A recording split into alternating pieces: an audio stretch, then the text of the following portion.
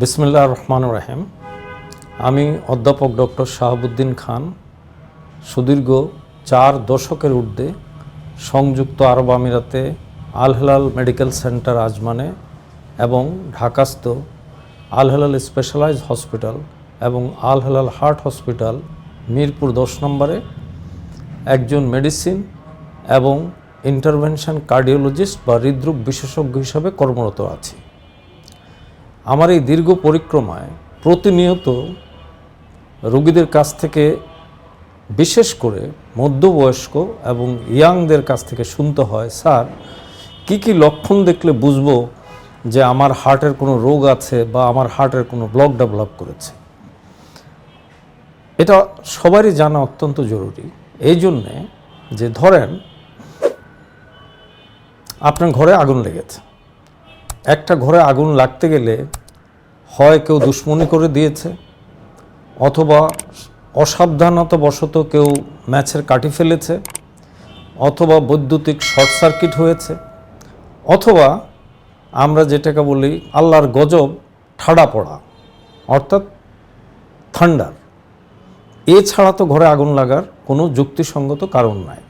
ঠিক তেমনিভাবে একজন মানুষের হার্ট অ্যাটাক হতে হলে কতগুলি ফ্যাক্টর লাগে এবং এই ফ্যাক্টরগুলির উপরে কিছু সিমটম বা যেটা রোগী অনুভব করেন এটা হয়।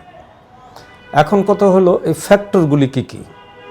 এই ফ্যাক্টরগুলির মধ্যে প্রথমেই আসে যেগুলি আমরা পরিবর্তন করতে পারি না, যেমন আপনার বয়স। পশ্চিমা বিশ্বে আমরা এটা ধরে নেই 45-এর ঊর্ধ্বে, আমাদের দেশে আজকাল এটা 30-এর ঊর্ধ্বেই হচ্ছে। 2 নম্বর, পুরুষ মানুষদের একটু বেশি হয় এবং মহিলাদের 45-এর পরে এটা বেড়ে যায়। আর তৃতীয়ত হলো বংশ। যে সমস্ত পরিবারে বাবা মা দাদা দাদি নানা নানি কারো হার্ট অ্যাটাক, প্যারালাইসিস বা সাডেন ডেথ, অথবা যেই পরিবারের কোনো একজন সদস্যের বাইপাস সার্জারি অথবা অ্যাঞ্জিওপ্লাস্টি হয়েছে, তাদের মধ্যে এর প্রকোপটা বেশি হয়।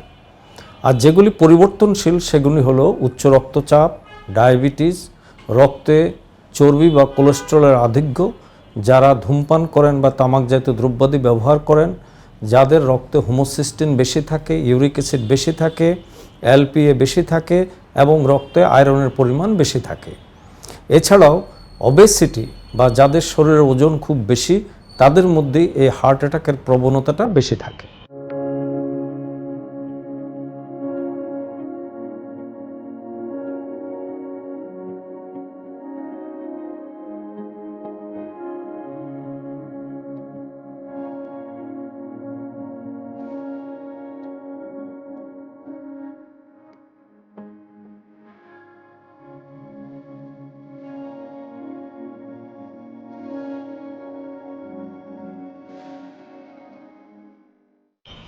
এখন কি কি লক্ষণ দেখে বুঝবেন যে আপনার হার্টে কোনো ব্লক বা কোনো সমস্যা আছে। প্রথম হলো চেস্ট পেইন অর্থাৎ বুকে ব্যথা। এটার আবার আরেকটা জিনিস আমরা যেটাকে বলি অ্যানজাইনা ইকুইভ্যালেন্ট, অর্থাৎ বুকে ব্যথাটা সচরাচর মাঝ বুক থেকে শুরু হয়ে ছড়িয়ে যায়। আগে যেমন আপনি 2 বা 3 কিলোমিটার আরামসে হাঁটতে পারতেন, এখন কিছু দূর হাঁটার পরেই দেখা যায় বুকটা একটু ভারী হয়ে আসে, অটোমেটিক্যালি আপনার হাঁটার গতিটা কমে যায়। আর যাদের ব্লকটা আরও প্রগ্রেসিভ থাকে তাদেরকে পুরোপুরি থেমে যেতে হয়। 2-3 মিনিট থামার পরে আবার আপনি হাঁটতে পারেন। আবার অনেকের ক্ষেত্রে যেটা হয় মার্শন অ্যানজাইনা, অর্থাৎ প্রথম হাঁটা শুরু করার পরে একটু ব্যথা আসে, কিছুক্ষণ পরে আর এই ব্যথাটা থাকে না।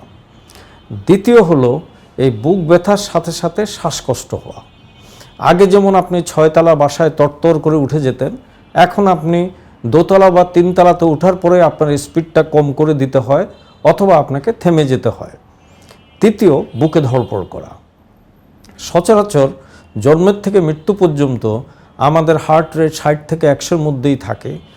যখনই এটা হার্ট আক্রান্ত হয় তখন এটা বেড়েও যেতে পারে, কমেও যেতে পারে এবং বুকে ধড়ফড় একটা অনুভূতি হয়। আরেকটা হলো ইজি ফ্যাটিগিবিলিটি।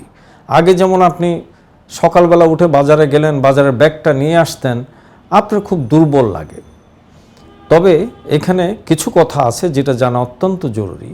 বেশিরভাগ ডায়াবেটিক রোগীদের ক্ষেত্রেই কিন্তু তারা বুকে কোনো ব্যথা অনুভব করেন না, যেটাকে আমরা বলি সাইলেন্ট ইস্কেমিয়া। আপনাদের কারো যাদের যে রিস্ক ফ্যাক্টরগুলির কথা আমি উল্লেখ করেছি তার সঙ্গে যদি এই বুকে ব্যথা, শ্বাসকষ্ট হওয়া, বুকে ধড়পড় করা, বমির ভাব হওয়া, মাথা ঘোরা, অতিরিক্ত দুর্বল লাগা, এই জিনিসগুলি হয়, যতক্ষণ প্রমাণ না হবে যে এটা একটা ইসকেমিক হার্ট ডিজিজ না, ততক্ষণ ধরে নিতে হবে যে এটা হার্টের সমস্যা। এছাড়া যে সমস্ত রোগীদের হার্টের ডান দিকের রক্তনালীতে ব্লক থাকে তাদের প্রায় 50% আমাদের কাছে আসেন যে স্যার খাওয়া হজম হচ্ছে না, পেটটা ফুলে আছে। কাজেই এটাও কিন্তু একটা ডায়াগনস্টিক ফ্যালাসির মধ্যে পড়ে। অনেক ক্ষেত্রেই দেখা যায় যে রোগী গ্যাস্ট্রিক বলে 1 বছর 2 বছর পার করে দিয়েছেন, তারপরে যখন একটা অ্যাকিউট মায়োকার্ডিয়াল ইনফার্কশন বা হার্ট অ্যাটাক হয়, আমরা অ্যাঞ্জিওগ্রাম করে দেখি যে ডান দিকে রক্তনালী হয়তো 99 বা 100% বন্ধ হয়ে গেছে। যখনই আপনার এই বুকে ব্যথা, বুকে ধড়পড়, শ্বাসকষ্ট, দুর্বলতা এই জিনিসগুলি হবে, আপনার অবশ্যই একজন হৃদরোগ চিকিৎসকের প্রয়োজনীয় পরীক্ষা নিরীক্ষা করে যথাযথ চিকিৎসা করা অত্যন্ত বাঞ্ছনীয়। কাজেই এই ভিডিওটা আপনার আত্মীয় স্বজন, বন্ধুবান্ধব সবার সঙ্গে শেয়ার করবেন, কারণ আশা করি এই জিনিসগুলি জানা থাকলে ভবিষ্যতে আপনি আর আপনার পরিবার হার্ট অ্যাটাকে আক্রান্ত হওয়া থেকে অনেক দূরে বেঁচে থাকতে পারবেন। ধন্যবাদ সবাইকে।